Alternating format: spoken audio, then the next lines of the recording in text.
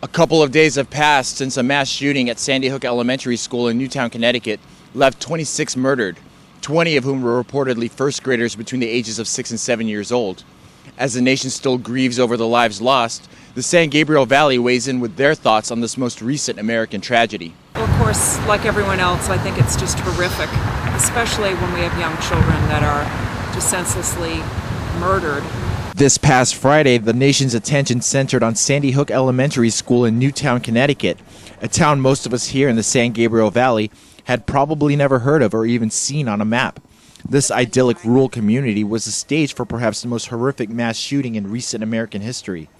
Adam Lanza, a 20-year-old many reports indicate is being troubled, is the lone suspect in this shooting that reports say lasted no more than 10 minutes before he took his own life. In Old Town, Pasadena, we spoke to Daniel Johnson, a teacher at a local elementary school, who says the events this past Friday hit especially close to home. I was very particularly shocked every time I went into the classroom. I thought to myself, this could happen to my kids. This could happen to anyone I'm responsible for. Just the thought that this could happen to me on such a personal level was overwhelming throughout Friday. On Sunday morning, we visited All Saints Church in Pasadena to speak with Reverend Edwin Bacon and his parishioners about the role guns play in our culture and whether a strict reassessment of gun control laws is a solution to the mass shootings many see as being more frequent in recent years. We live in a culture that uses guns as idols. We have guns and violence everywhere we look. We've got to come to terms with that, and we've got to regulate the access to guns by a whole host of people. The problem is fundamentally deeper than gun control.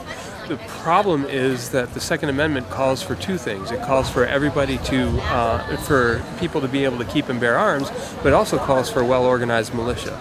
If you're going to have a well-organized militia, that means there has to be responsibility and accountability with gun ownership. We spoke to an owner of a local area pawn shop. She did not wish to appear on camera or be identified, but she did say that she had been confronted by various groups and members of the community who questioned her business's function as a legal firearms dealer in the wake of Friday's tragedy. She says that she has come to expect this sort of knee-jerk reaction anytime news of someone shooting innocent people makes headlines. In Pasadena, Paulo Alejandria, CCN.